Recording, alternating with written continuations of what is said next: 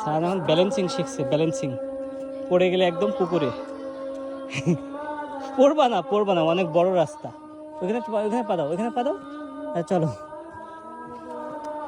ইয়াস, ভয়কে জয় করতে ডিউ খাও। ভয়কে জয় করতে ভাত খাও। ভাত খেয়ে শক্তি করো, তাহলে আর পড়বা না।